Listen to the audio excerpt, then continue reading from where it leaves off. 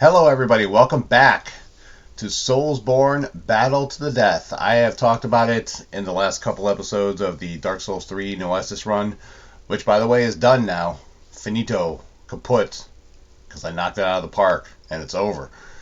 But I was talking to Christian. Christian was telling me that he felt like Battle to the Death could undergo some format changes, so we were kind of talking a little bit about that, and I'm going to try it out basically as we discussed, but the core nature of it is going to be the same. We're going to pick two random SoulsBorne bosses, and we are going to decide one way or the other who we think would beat the other. And I think after we pick the fighters, we're going to look into the lore and, see if we can figure it out from there. So, contestant number 1 for today is the Nameless King. Arguably the hardest boss in Dark Souls 3. Other people can have different opinions, and I won't even argue with you. But for me, the Nameless King, it took me about a week to beat him, playing several hours a day. So he is definitely one of the long-lasting memories of my first playthrough of Dark Souls 3. He's an awesome boss, though. He's awesome. And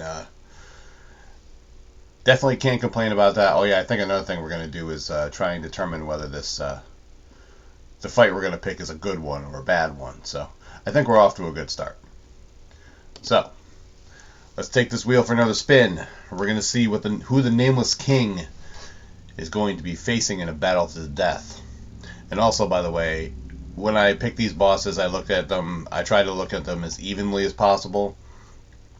Because, if you take Vort from the Boreal Valley and you put him up against Soul of Cinder, as they are in the game, Vort being one of the earlier bosses, Soul of Cinder will probably annihilate him. But you try to match them up a little more evenly, and then, level-wise, and then we'll see where it goes. So, the Nameless King in a battle to the death is going to face... Are you fucking kidding me?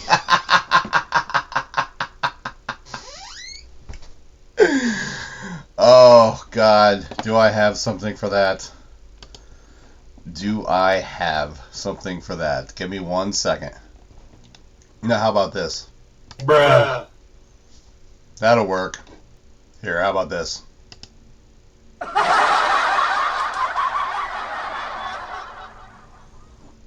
If that's double echoing, I'm very sorry. Just for shits and giggles, let me do this. And try this again.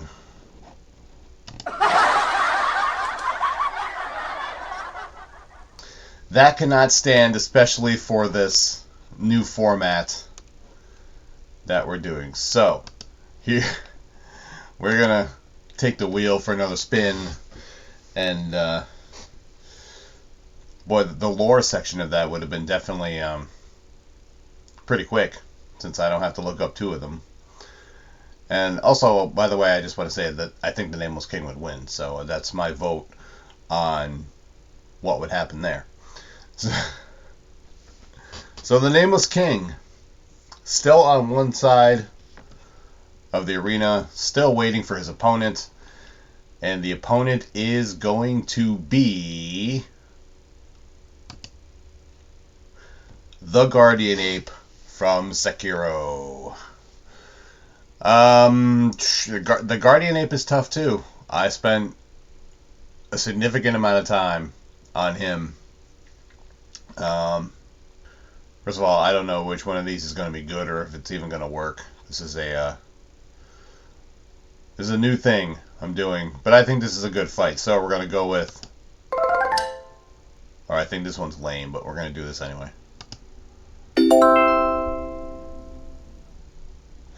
I promise I'll come up with better things in the future. So yeah, Nameless King against the Guardian Ape. Let's take a look.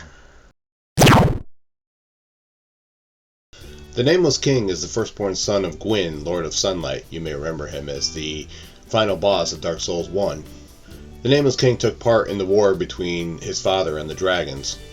After Gwyn linked the first flame, the throne passed to his eldest son, the Nameless King, but his reign was marred by catastrophes. Then finally one day he said, "Screw it, I'm going to align with the ancient dragons," and that did not make the gods of Anor Londo very happy. When you battle him in Dark Souls 3, he rides a dragon called King of the Storm, and he's able to harness lightning in a variety of ways. Long story short, if the Nameless King were sleeping in a bathtub and you dropped a plug-in toaster in there, he would not give a shit at all. There's not a whole ton of lore on the Guardian Ape, but he is guarding the Lotus of the Palace that Sekiro needs to reach the Divine Realm.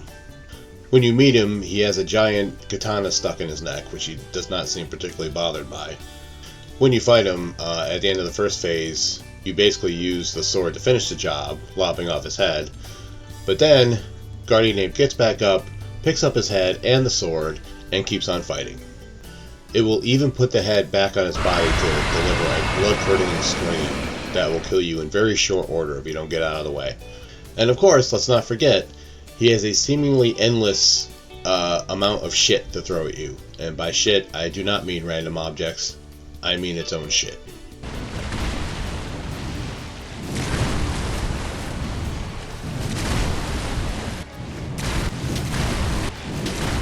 I think this would be a good fight for a little while, but I think the Nameless King takes it 10 times out of 10. Interestingly enough, I think the Guardian Ape would be better served to stay in its first phase when fighting the Nameless King, because it's more aggressive and faster, but Nameless King is still faster and more powerful, has more tricks, I think, and can fly around the stage, which, you know, I don't think the Guardian Ape can match up to that, and especially in that second phase when he's basically lying on his belly, like swiping at you. I'm pretty sure the Nameless King puts an end to the fight in short order. But that is just my opinion. Feel free to leave yours in the comments. So that is it for this edition of SoulsBorne Battle to the Death. Leave a like, subscribe, notifications, and all that junk. Right now there is a Sekiro No Healing Gourd run going on the channel. And there is also a Baldur's Gate 3 run going on the channel. So please feel free to check those out. You can go to robertblanchardbooks.com and check out my books. You can read the first 3 chapters of each book there for free. If you'd like to hear more about them, you can listen to the Rise of Dragons podcast, wherever you find your favorite podcasts. And you can go to my linktree at Bobby's World 2110. There are links to everything, including my Twitter and Instagram, which is Bobby's World 2110 as well. So, that's basically going to do it.